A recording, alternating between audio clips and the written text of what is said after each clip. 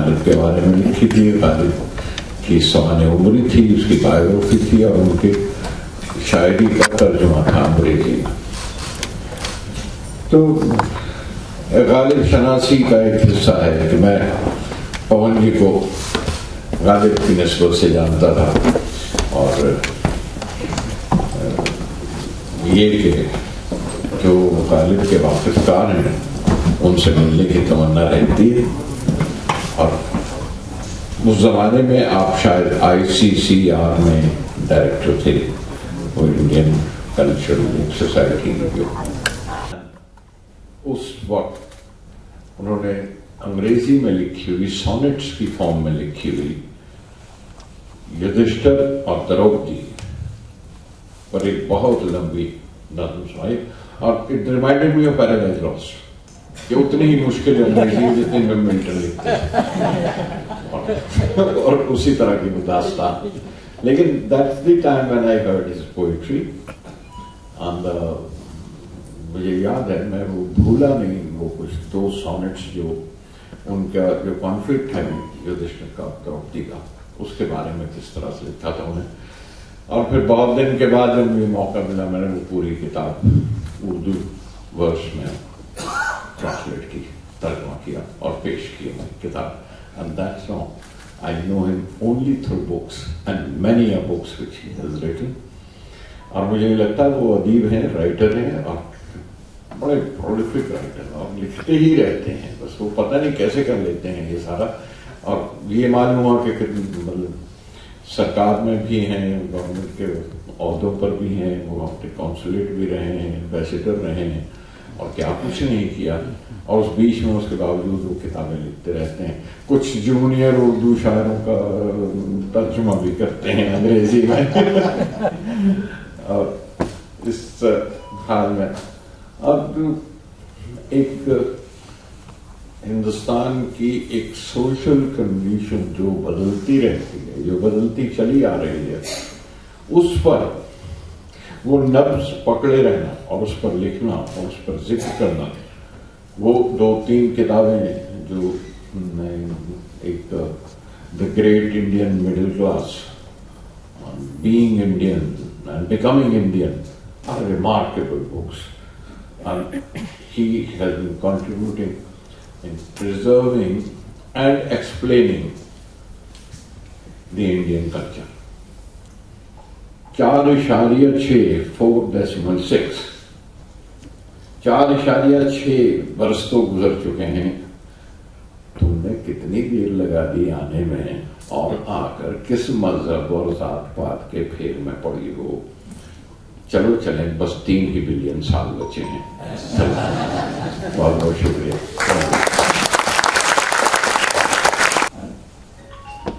And there are lovely editions where you get the original and the translation next to each other.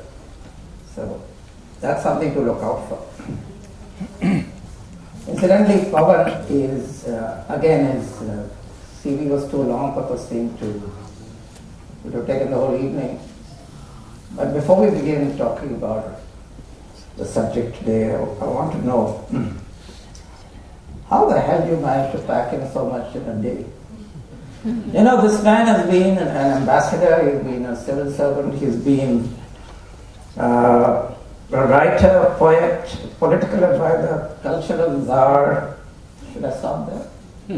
So, a renaissance man. And it's wonderful that you managed to do so much. And perhaps you should tell us the secret of time management later. The first question that one asks when you get this book is why? Why did you write it now? Because I associate you with more, not material exactly, but more things of the earth rather than of the spirit. Therefore it came as a surprise. Well, if anybody were to make an analysis of trying to find a single theme in the books I've written, it would take a considerable period. That's what I was saying. Then I wrote on Krishna. Then I wrote on the great Indian middle class, being Indian, becoming Indian, Chanakya. I wrote, the only novel I wrote is being made into a Bollywood film. It's called When Loss is Gain. I've translated Gulzaar Sahab, Kefi Azmi, Atal Vajpayee. I've written a book on the Kama Sutra. So there have been many books. And I think essentially there is a search to try and understand different aspects of which we are legatees. As Indians, not necessarily as Hindus only, because my subjects deal with India as a whole and what is happening in India, at least my contemporary books. And you will be surprised, Anil, even Ghalib was written from the point of view of understanding his times as much as understanding his poetry. So in that space, this book, or rather Adi Shankaracharya, fascinated me for 2 or 3 reasons, which I was mentioning earlier this evening.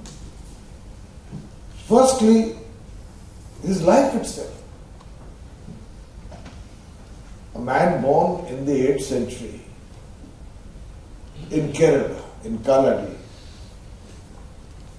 who takes samadhi in Kedarnath and travels the length and breadth of this land by foot not once but twice. And in the scope of that very short life of only 32 years, sets up the 4 mutts or monasteries which draw up the civilizational map of India as it was and it remains today. Sringeri in the south, Dwarka in the west, Puri in the east, and Joshimath in the north. He even goes to Srinagar. He goes to Srinagar and writes copiously. The third was, as you go into Advaita, the Vedantic school of thought, and it's not the only school of thought in Hinduism. That in itself was a discovery which I'd like to talk about. But if you go into the Vedantic school of thought, the sheer compressed cerebral energy in trying to understand who we are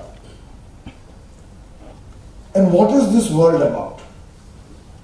It's a question all of us, in moments of reflection or when we pause from the avalanche of municipal concerns that rule our life, when we pause or think, it's a question that confronts us. Why? To what avail? To what goal? To what purpose? To what end? Is there anything beyond the contingent, the immediate, the qualified, the conditioned? Or is there something more? And what is fascinating is that in large parts of Hindu philosophy, they are not Srishti Chintaks. They are not examining the empirical world. Adi Shankaracharya and many others were Paramarthik Chintaks. Their concern was not with God, their concern was what could possibly be the ultimate truth. What could be the absolute reality? And what is our place in it? That is why I often say that of the 6 systems of Hindu philosophy, 5 are technically atheist. They are not talking about Ishwar. They are talking about, once again, the Paramarthik Chintaks, great thinking. So there was this philosophy. And lastly, and if I may just answer your question as I say often on TV debates, in 30 seconds more. Lastly, I felt there is a need today. There is a need today for Hindus, as they face a new form of aggression in the religion, as they face self-appointed evangelists who say this alone is Hinduism. It is important for them to explain to them the profundity of thought that underpins this religion. The sheer size of the canvas that defines the power of original thought, maulik soch, that underpins into this. The dialogic nature of this religion, its eclecticism, its inclusiveness, its ability to debate called Shastra, it's important to understand all this, and I thought the best template to do that was to go to one of its greatest minds, Adi Shankaracharya.